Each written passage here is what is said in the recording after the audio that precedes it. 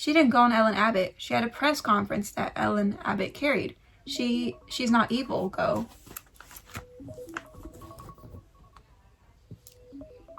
She gave the press conference because she was pissed at you. I sort of wish you just kept...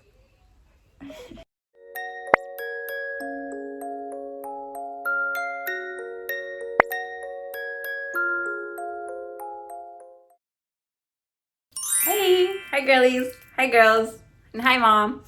Hello everyone!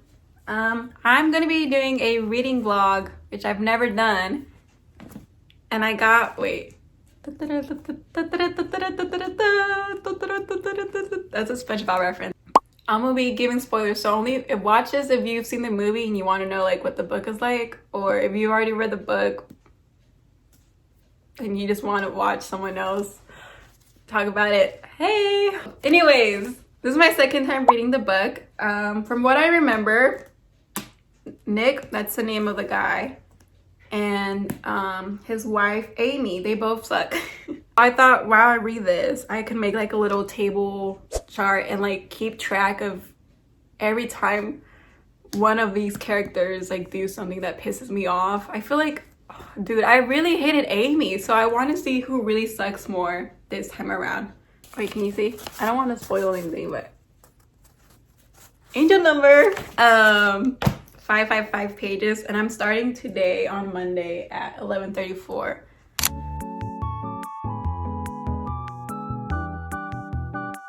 Okay, I know I'm barely on page 1 and I'm just starting, but already Nick is being so weird.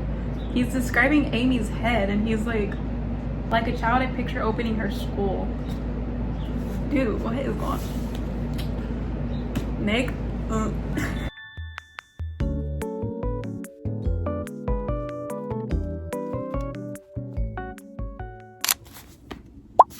Okay, this is where we're at.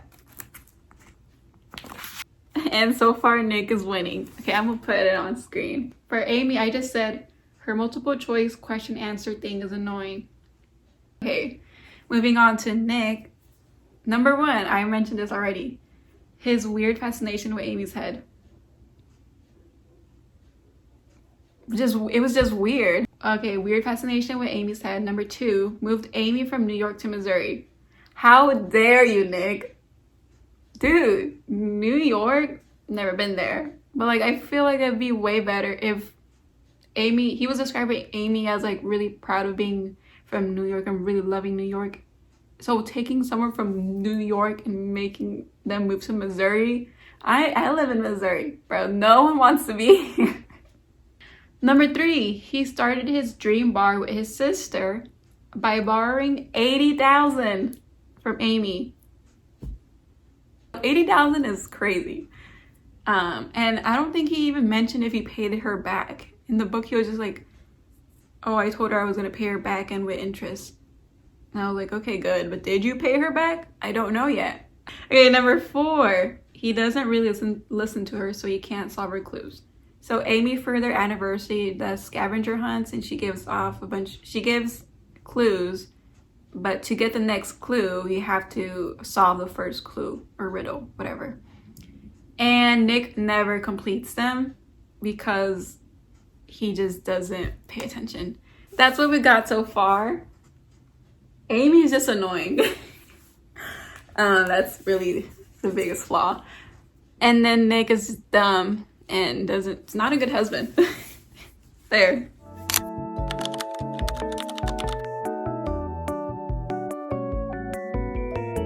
Hey, update for you guys. It is currently 8:53 and now I'm done. No, I'm kidding. I'm halfway done with the book. Like halfway, basically. Oh, damn. Okay, maybe not even that close. Okay, so far the biggest thing that has happened is that Nick finally revealed that he has a mistress. And I already knew that. That's the one thing, that's like the most important thing I remembered from the book and the movie. Nick has a mistress. Yeah, I'm gonna continue reading today. Hopefully I get to page 300. I got a whole lot more done all this. So I wanted to update you guys on my little chart. And like I said in the beginning, when I first read the book, I hated Amy. And so far while reading, I've been hating on Nick, and Amy's been fine for the most part. But things have changed.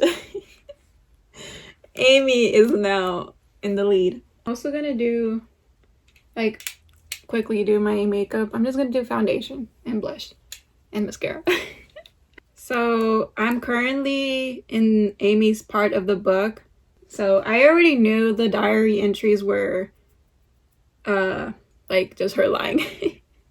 Her lying about her day.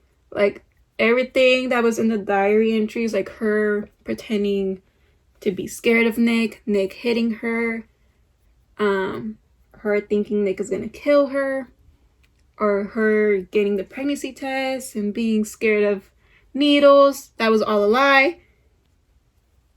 And the whole reason behind all this is because Nick cheated. But before I even like got to the point where she explains her reasoning, the whole time I was just asking myself. So I knew she sets him up to make it look like he killed her. I knew she lied in the diary entries. I knew she knew about him cheating. But I could not remember. I was like, why the hell did Amy do all of this for a man? Like, why did she do this just because Nick cheated? Like, it's too much. Like, get over it, get a divorce. So that's what I was thinking. If Amy just asked for a divorce, Nick would just be happy with his mistress, Andy. And Amy does not want Nick to be happy, and she doesn't want him to win. That's what she's very, like, what's the word? That's her main goal, okay? She wants to win. She does not want Nick to win. I guess now I can share. Number 5 on my list for Nick is that he has a victim mentality. On their 3rd anniversary, he showed up drunk because a bunch of his like co-workers were laid off. I was like, look, it's a little heart. And then he didn't apologize at first. He was just complaining to Amy. He was like, man, I had to work my whole life. You're just a privileged girl who never had to work, which is true. Number 6 is they were at Nick's dad's house. The dad has Alzheimer's, so he doesn't remember Amy. And Amy was over at their house, I guess, like helping take care of the dad. And the dad kept telling Amy, like, please get out. What are you even doing here? Get out. You don't belong here. Like, he was being so rude to Amy. And so she literally left the house, and she was expecting Nick to like go after her or be like, no, don't leave. Nick did tell his dad, like, this is Amy, this is my wife, you know her. But Amy ended up leaving, and as she was leaving, she was expecting like Nick to follow behind, and no, he didn't. So 7. Okay, Nick has a 23-year-old mistress. Nick is 34, and his mistress is a student from his class. Number 8, this is a weird comment he made. This is from Amy's POV, so maybe she's like lying about this, but Nick made a comment that women over 40 have lost their appeal and are a lost cause. And I believe that. I feel like that is actually something Nick would say because he's with a 23-year-old mistress. Anyways, that's just gross. So I included that. And that's the last thing I included for Nick's side and why he sucks. Moving on to Amy. Number 2. She doesn't make Nick play happy hubby role. That's what she said on her side. She hates when other women make their husband like play along and force him to be lovey-dovey. And I was like, girl, you literally do treasure hunts for this man. Number 3 on my list for Amy. This kind of goes with number 2. But a lot of what Amy does is talk down on other women. It's like she thinks every other girl is dumb but her. Like she's the only one that's smart and doesn't do like dumb girl things. And then I put on my little chart, so much pride, #diva alert. Amy is a freaking diva. She's a diva. That's number 3. Number 4, she was playing cool girl for Nick in the beginning, and then when she finally was her real self, Nick was like, why are you like this now? Meanwhile, that's Amy's true self, and she is mad at Nick for not liking her true self. Like, girl, what did you expect? Okay, number 5, she takes tips from the bar that Nick and Go run, and she lets Nick and Go blame each other for taking the tips. I don't really care about her taking the money, but I just feel like it's messed up to like involve Go in it. Like, that's Go's tips as well. Don't touch Go's money. I like Go. She's real. Okay, number 6. Oh, this one is crazy. So a while back when she was on a road trip, I believe with Nick, or they were driving somewhere, there was like a truck that was being a bad driver or something, and she flipped off the guy, and on the back of the truck was the guy's or the company's phone number, and Amy made Nick call that number to report the driver. I don't think the driver was actually bad. I think I think Amy just got annoyed or something like that. And then 2 months later, after that whole driving thing, she made another report about that driver with the same license plate, and she made up a lie about how she like crashed or almost crashed because of that guy, and that she was driving with her 2 kids. This was 2 months later after she dealt with that driver. Like, oh my god, girl, let things go. Number 7. Okay, so now that she's at the cabins, she kind of has a friend named Greta, and Greta, okay, they were in Greta's room, and on the TV was like the news report about Amy missing, and then Greta made a comment being like, I feel like Amy is like a stuck-up, privileged, high-maintenance B-word. And obviously this makes Amy mad, and she spits in Greta's food and drinks just because the girl was like, I feel like Amy's a B-word. Number 8. Okay, so back then, she was dating another guy, and again, she pretended to be someone else in the beginning of dating him, and then she became her true self, and the guy was like, well, you're acting different. Oh, and the guy, okay, so the guy that she dated back then, Nick, got a chance to speak with him, and the guy was like, I don't even know if Amy even liked me. I don't even know why she was pretending to act this way, like pretend to be into the things I'm into. Again, that's like, girl, why are you pretending to be someone else? Like, why do you keep doing that? Okay, this is where it really bothers me. Number 9. So that same guy she was dating back then, she accused him of SA just because he cheated. Girl. Okay, that's number 9. Number 10. Okay, this one's like very small compared to like the last thing. But the last thing that bothered me was that she doesn't know the price of milk. That's how privileged Amy is. It's like she knows she's privileged, but she also doesn't really like acknowledge it. Like, she refuses to admit that she's privileged. I feel like that's like her mood, her tone. I don't know. I think I'm finished. I'm done. We're done with my face.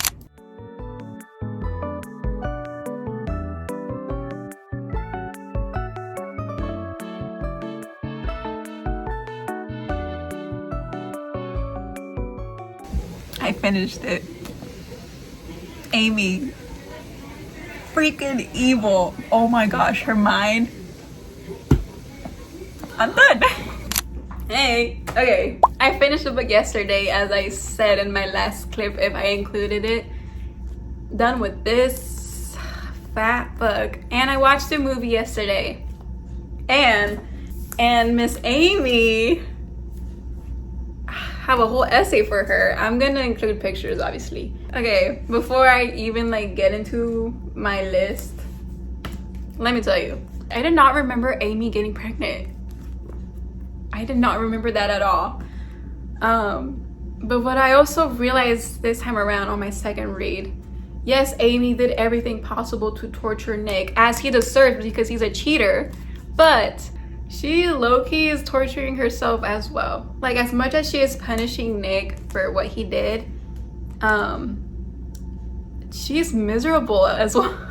She's miserable with him. He is miserable, she is miserable. 2 miserable people together. Missouri? More like misery. The unreliable narrator in this is perfect. It's so good. The movie, I think it was, what's that guy's name? David Fincher. Fincher? Is that how you say it? He also made Fight Club, which I love Fight Club. Really good movie. He also made Gone Girl, and his version, he did the same thing. So the movie is 2 hours long, 2 hours and 30 minutes, almost way too long. But the first half is Nick's side. We get Amy's POV. I'm gonna include clips because that was the cool girl monologue. It's still so good. It's the best monologue from any movie. Sue me, fight me. Please don't fight me, I don't know how. But the cool girl monologue is the best thing from that movie. It's just so good. Cool girl. Men always use that, don't they? As their defining compliment. She's a cool girl. Cool girl is hot. Cool girl is game. Cool girl is fun. Cool girl never gets angry at her man. She only smiles. Yeah. I really like the movie. It's a good movie. Also a good book. Really good writing, really good twist, really good book. I recommend it. If you already read it, reread it. Okay, now on to I have my laptop, my updated list. So moving on to number 11. When she was 15, she made it seem like her friend was obsessed with her and copying her, and Amy broke her own ribs to blame the friend. Number 12, okay, she used Desi and continues to play the victim. 13, she killed Desi and then she blamed him. 14, Amy abused herself and made herself look like a SA survivor, which is actually insane and gross. And it's what really makes Amy disturbing is the fact that she's willing to hurt herself to make it seem like someone else hurt her. She literally used the wine thing and up her, you know? 15, she used Nick's sperm without his knowledge.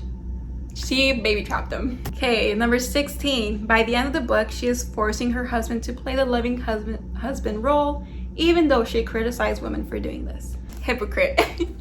Yeah, that's my very last point on why Amy sucks. In conclusion, Amy sucks the most. As much as she does all these horrible things, there's something about her that's like admirable, which is wrong to say. I don't think that's the right word, but it's the fact that she's just perfect. Like she perfectly planned everything to make Nick look like he murdered her. She did it all right. It's just crazy how sick and twisted her mind is. Like, I'm still seeing that scene of her hitting herself. Insane. But I enjoyed rereading this. This was good. I forgot how good this is, and I forgot how evil and scary Amy is. She's literally terrifying. And it's not even a horror novel, but it's scary. Yeah, that's all I gotta say. I gave this 4 stars.